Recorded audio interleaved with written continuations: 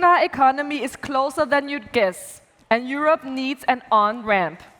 Our next speaker has been working on the intersection of space policy, industrial strategy, and lunar infrastructure for years. Please welcome Dr. Christina Wagner.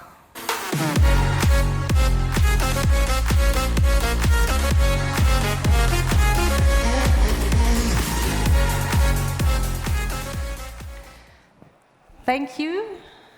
Hello, everybody. Thanks for having me. Today, we will talk about a super interesting topic. You know, in my daily work, I'm rather concentrated on software-defined space and rather on industrializing space, on infrastructure-related services for Earth. And today, we will talk about a more visionary topic.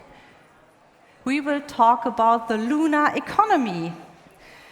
So when we talk today about lunar economy, it's no longer about exploration only, which has been the case for decades. So nowadays we see that it is increasingly privately initiated, financed, and also organized. So the real question is, how do we move from a mission to a sustainable ecosystem, from real business to a real lunar economy? Let me walk you through how we at OHB, an end-to-end space company, are thinking about that.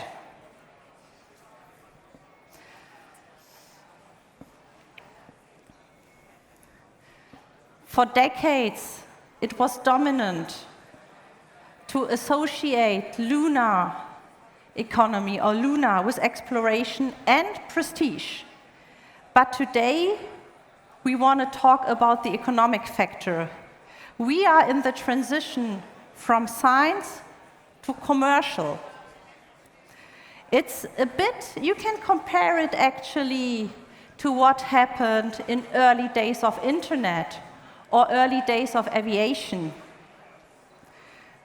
And we have an interdisciplinary view because no single domain, either science, tourism, culture, economy, none solely can really help us to get it done and to unlock the full potential of the moon. So our thinking is structured in 3 elements. What can we do on the moon? How can actually OHB, our company, contribute to the lunar economy? And what are the next steps? So let's start with the most fundamental question.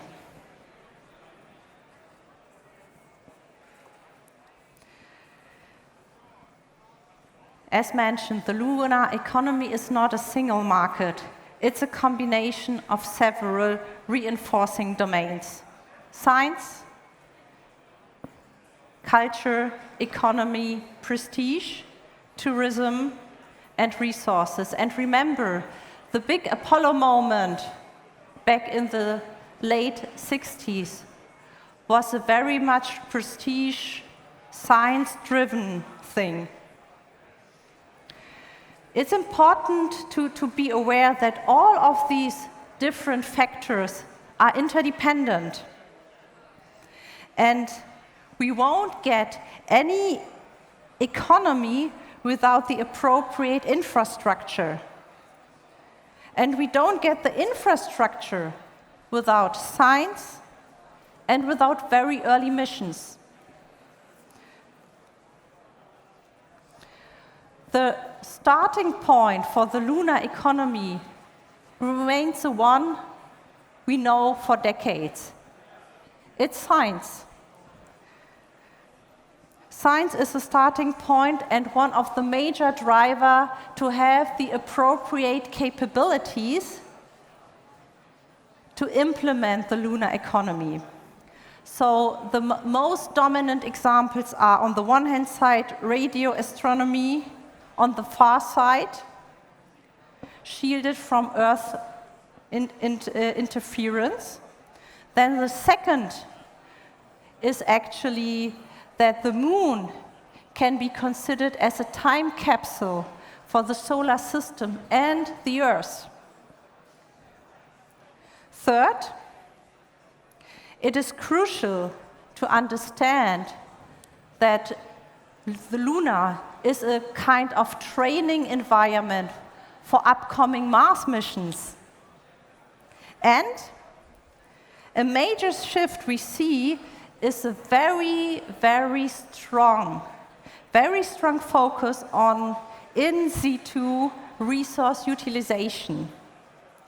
Science is no longer just about knowledge.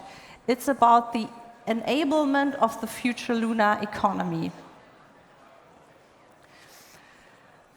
Another thing, which is for sure more early days, it's still early, but has a very clear direction, is actually space tourism. So we already see nowadays that there are demands. We see thousands of pre-registered people who wants to participate in the space tourism. And once we are able to get the cost down, this can scale significantly.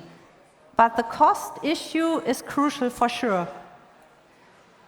So beyond national prestige, cultural relevance, and public engagement, the tourism is not the starting point, but it will amplify. And you know, it will also give people the appropriate, let's say, experience.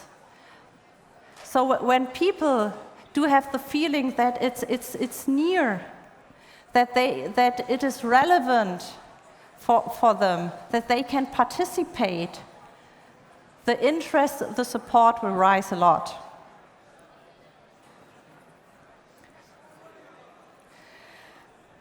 Now we move into what is really at the core, the economic fundamentals. The Moon becomes a logistic base. It becomes a processing hub, a starting point for deep space, and of course also a research platform. The fundamental changes in mission economics. The Moon is not the end of destination. This is super clear.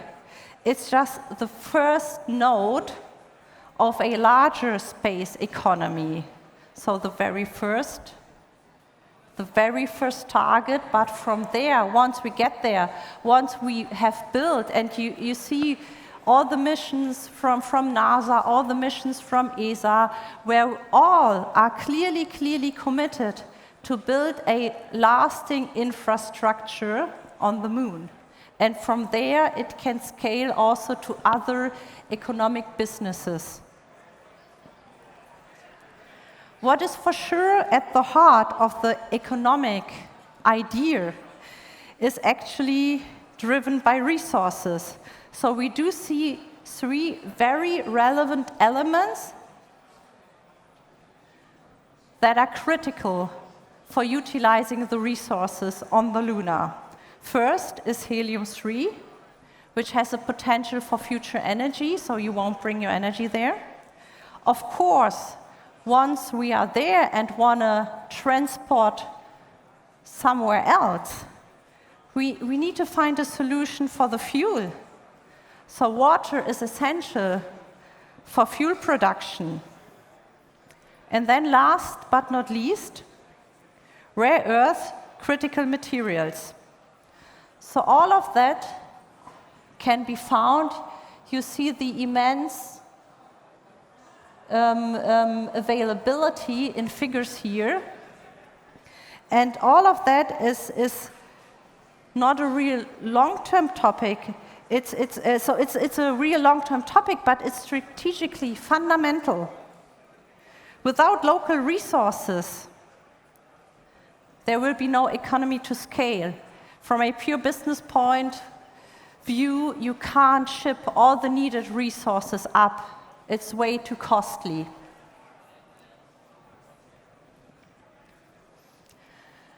Now, of course, accessing the moon, and we see all the examples, it's still a hard technical engineering problem to do successful landing. So to unlock all of the potential of the resources, we need the infrastructure that allows us to land securely, absolutely securely, because we will see an increase of payload that is needed. We need to reduce risk, and we also need to enable and repeat operations. So for sure, there will be days where we have several landing missions on the moon per year. Maybe not every day, but maybe each month. And I'm super much, of course, looking forward to that. And of course, we don't want to pollute the lunar system. So to make use of the regulate we find there, to build infrastructure, this is one of the core capabilities we are working on. It is essential to build a sustainable infrastructure. And it is also a strong focus where we need to combine two things. It's on the one hand side our engineering capabilities, and it's on the other hand side our simulation capabilities.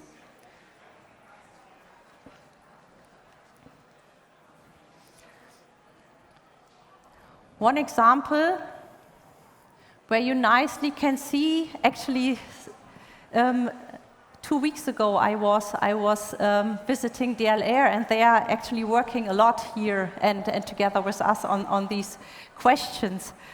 What kind of pollution and effects do we see when a rocket is landing on the moon? So what about the lunar dust? What about pollution that is created? This is actually raising a big risk for the mission, because we have surface erosion, we do have contamination, and we have a lot of stress on the mechanical parts. So all of that, to master it, to manage it actively, to control it, requires a super detailed simulation, a super good physical model of the environment, and a continuous learning, and here also latest technologies which do relate to edge computing, which do relate to the collection of data, becomes crucial. So in future days, you can, for instance, even imagine having some navigation, but also processing missions flying around the moon, also supporting all the distributed data calculation to actually make the landing maneuvers more secure. And here, very deep engineering capabilities become a real differentiator for us. So for us, the lunar economy just begins, and of course, as a next step, we need to define relevant business cases. We need to address the potential with a lot of partners. Non-sole entity, non-sole organization or investor can actually start to unlock this huge potential we do see here. And it's about scaling teams, it's about scaling capabilities. So what I would like to do together with you, so that you are not just listening to me and listening to this maybe sort of future topics, I would like to hear from you in the audience. What do you think? What is the biggest potential in the lunar economy? What do you believe? How could you actually contribute with the technologies and the companies you are working to the lunar economy? So super happy to hear from you, audience, if you have any ideas.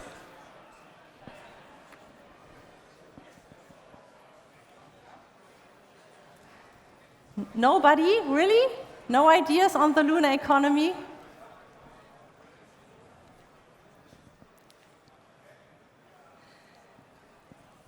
Maybe any questions from the audience? Here you go, the first one. I read research on the economic viability of delivering fuels for Earth satellites, and due to low gravitation forces on the Moon, it seems that it's economically more viable to fuel Earth satellites with lunar fuels if we decrease the unit costs of extracting them, because delivery costs are much more favorable from there. And there is actually one startup called Deep Space Energy in Latvia working on that already, in case you want to partner. Thank you for that. So this is actually exactly what we are searching for, remember, because it's super clear if we want to build up this new sort of lunar ecosystem, it must be built on sustainable elements. And what you actually mentioned, to utilize what we find up there, is absolutely fundamental. So super happy to catch up on exactly this idea. Thank you. Yeah, I have a question for you. I have a few, actually. If people don't step in, also feel free to raise your hands up if you have any. But this is very new for me in this field. So Christina, if you could give us just a short elevator pitch. Why does Europe need a Moonport, and why now? Just shortly, an elevator pitch. You already mentioned it. Yeah.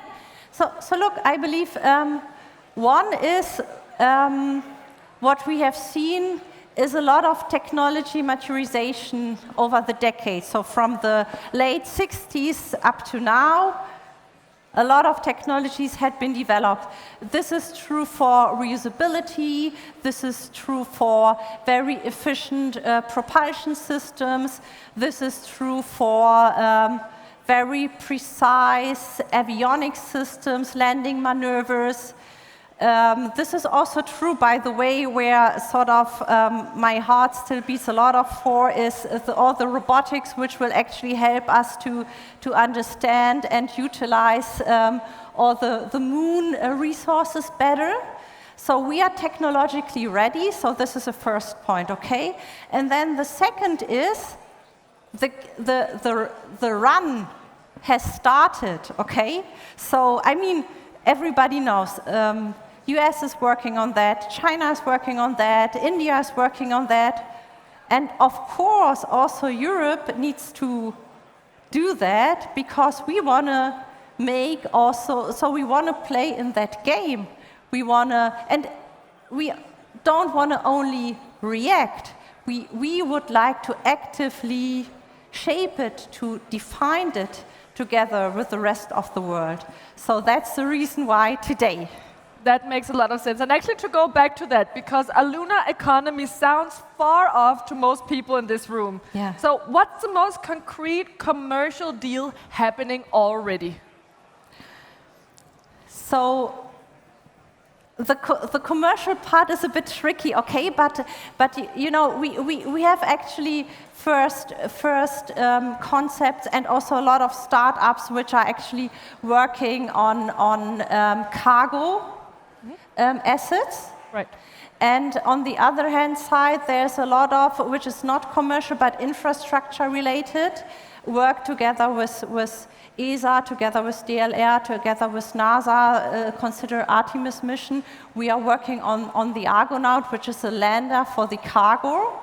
And I think this combination, this ecosystem of, on the one hand side, institutional infrastructures, and first use cases we are also calculating. So what we are working on as OHB is actually a lunar port. So this would be something, as I mentioned, where we would actually operate an infrastructure which allows others to land. And the capabilities we are actually bringing in is to utilize resources and regulate we find on the surface to build that infrastructure. Sounds really, really cool and interesting what you guys are doing right now.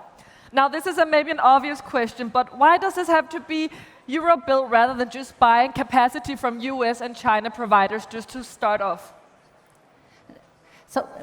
Why does this have to be Europe-built rather than just buying capacity from US or any China providers? Okay. So I think this is a bit like mentioned before. I think there are a lot of examples where we are currently having large debates. Do we want to be sort of sovereign and independent, or are we and do we want to define the rules of the game? And I believe if we always just buy capacities, then we can consume, but we can't define the game.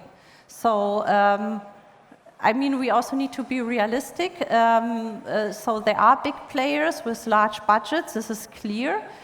But we have demonstrated in the past in Europe that we can clearly make a difference, and we have technologies and domains where we are actually benchmarks. So one heritage we have, for instance, in Europe is Earth observation. We have some examples, we are brilliant, so we are top-notch, not everywhere, but there are some.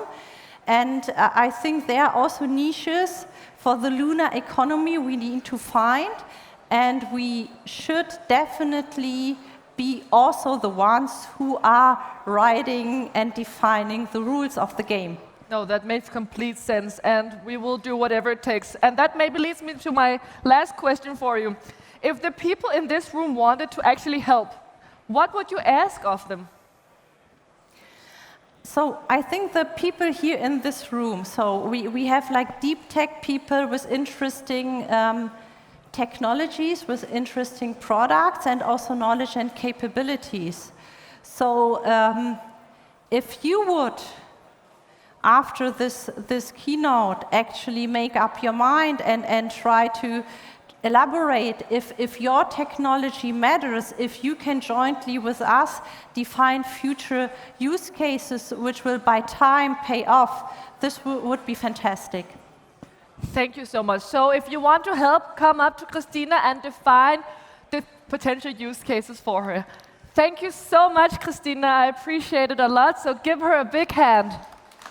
Thank you.